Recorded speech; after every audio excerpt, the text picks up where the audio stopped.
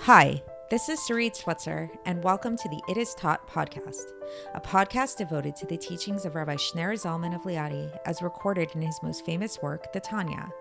My hope for this show is to make these teachings accessible and relatable to the average person, regardless of prior Jewish education or affiliation.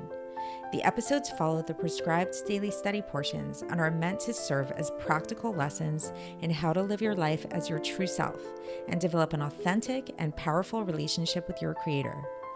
I have personally experienced the effects the study of this work has had on me, and I'm excited to share what I can of this knowledge with you.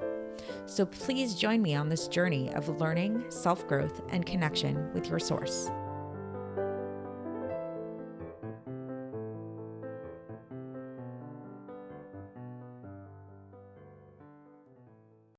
Hi, and welcome to the It Is Taught podcast. This is episode 612 for the 9th of Av in a regular year.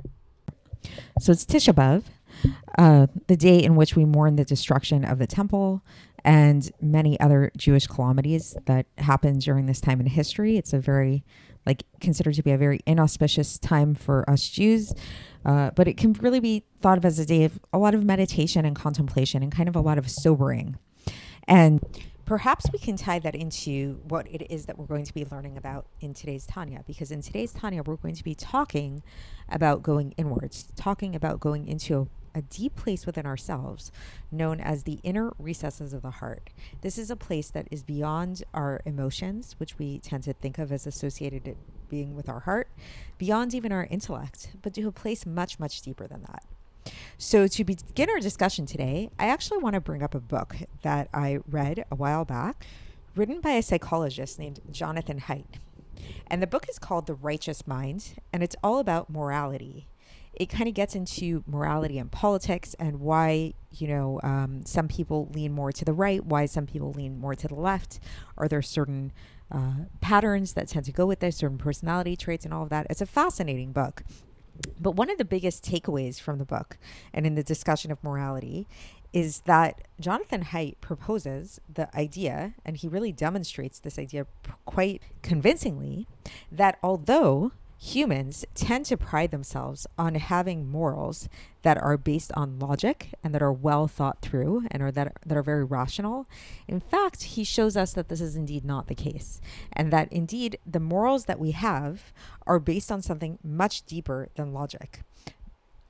It's not emotion exactly, even though there isn't an emotional component to it, but it's actually something much deeper than emotion. It's more something, we can say intuition, for example. He gives a bunch of examples of this in the beginning of the book, kind of like a quiz for you to kind of go through on your own to kind of really examine your own moral stances and demonstrate how, as much as they might seem logical at first glance, they really kind of are coming from somewhere else. One example that comes to mind that's kind of a shocking example is he tells a story of a family, a fictional story, I'm assuming, they have a dog and they love this dog and everybody plays with the dog and everything. And one day the dog unfortunately gets hit by a car, and obviously the family is pretty sad. But then what do they do later that night? They actually take the dog and they eat it for supper. So you might have, even just in me telling this story, gotten kind of a repulsive gag reflex. Oh my gosh, why would this family eat their beloved pet dog for supper? But on the other hand, if you think about it, kashrus aside, there are people who grow up on farms and they raise chickens and they might become really attached to the chickens or different animals, cows, all kinds of things like that. And then they go ahead and they kill these chickens, these animals, and then eat them later. So why is it that we think of a pet dog so differently? This isn't a logical thing. There's nothing logical about, not wanting to eat a dog versus not wanting to eat a pig or a cow or a chicken or any of these animals. In fact, in many Asian countries, they do eat dogs and it's considered perfectly normal. So it's just really a cultural standard that we have. He gives a lot of other examples of this. That one might sound like it's just really just based on culture and it's not coming from a more intuitive place.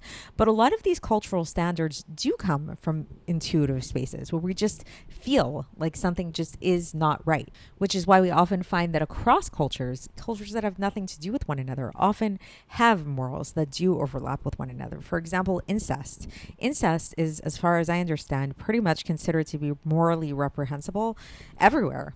And why? Why is it just because of the genetic factors of diseases and stuff like that? Or is there something that us humans, we intuitively feel there's something inherently wrong about it? And where is that intuition coming from? So Jonathan Haidt calls this intuition, this inner voice that we have that's actually kind of pushing our morality forward and actually ends up dictating our rationale, the elephant, our inner moral elephant. So I'm going to link to, if I remember in the show notes, to an article about this moral elephant, so you can read more about it yourself. It's really fascinating. So this is going to be our springboard to really come to understand what today's Tanya is going to be talking about today. Because in today's Tanya, what it is that we're going to be examining is the heart. And how, not the heart, like physiologically the heart, but the heart, when we think of the heart in terms of what we feel, and how the heart actually has two layers to it, spiritually speaking.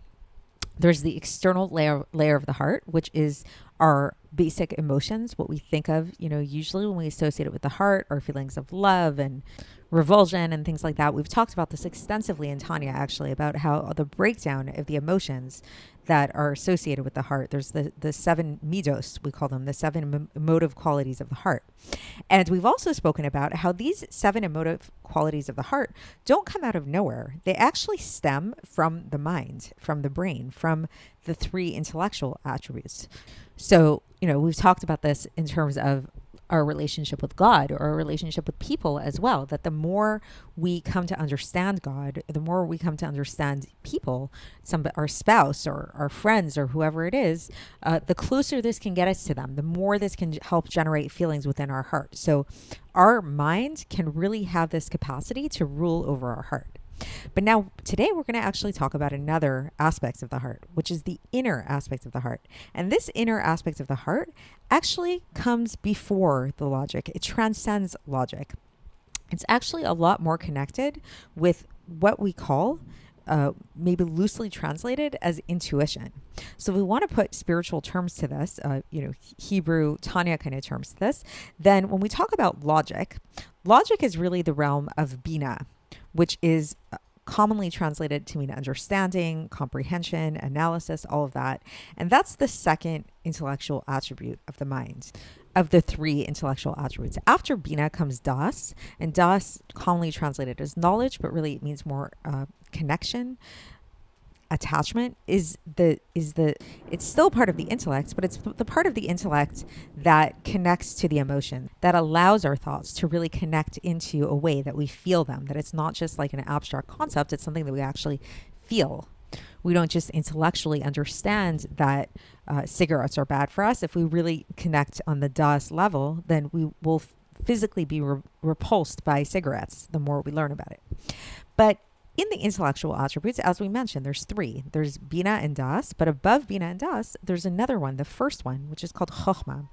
Chokhmah is commonly translated to mean wisdom, but a more apt translation, even though none of these translations are perfect, is intuition. And this intuition, this Chokhmah, as we'll see, also has a connection to the heart, but in a very different way. So where Bina and Das connects to the external aspects of the heart, Chokhmah connects to the more inner recesses of the heart, a much, much, much deeper place than that. I would say even deeper than what Jonathan Haidt talks about in terms of the morality and, this inner compass that we have. It's something even much, much deeper than that still. So with all of this being said, let's get into the text and see how the Alter Rebbe explains all of this. For context, we are beginning Epistle 4 of Iggeres HaKodesh today. And so, and once again, this is a letter that the Alter Rebbe wrote to his Chassidim, really with the point, again, of really encouraging them to give tzedakah. That's the that's the bottom line of this letter, as it is with many other letters. So the Alter Rebbe begins with a teaching of the Rambam that is found in Hilchos Matanos Evyonim, where it says, "En Israel nigalin ela b'tzedakah," that the Jewish people are not redeemed without tzedakah by virtue. So it's tzedakah which redeems the Jewish people, and the proof to back this up is actually from a pasuk in Yeshayahu chapter 1 verse 27, which says "V'shaveh b'tzedakah," which means and her captives will be redeemed through tzedakah. So there's something about tzedakah that has the power to redeem. So we're going to learn about what this means. So then the Alter Rebbe brings another pasuk, and this one is from Tehillim, chapter 85, verse 14, which says, "Tzedek lefanav yalech." That means that tzedek will go before him. That's the literal translation. But then we want to get into the technical, if you have to actually look at the Hebrew, and this is where translations are always very limiting in a certain sense, where it says, "Tzedek lefanav yahalech," tzedek will go before him.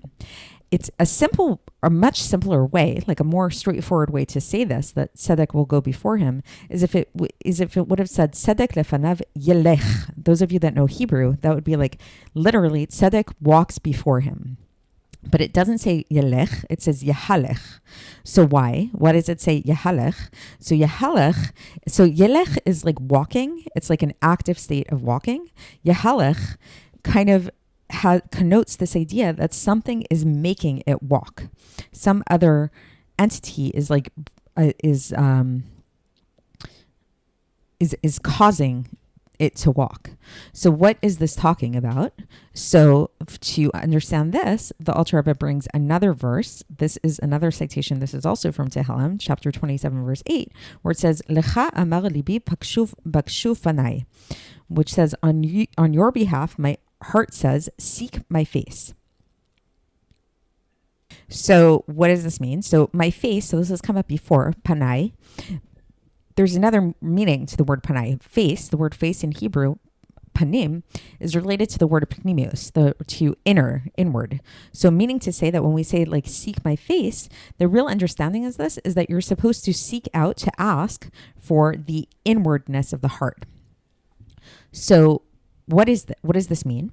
So now when we talk about the passion that is coming from the element of fire, the godly element of fire that's found in the heart, and then in brackets there's just like this like alternate wording for this.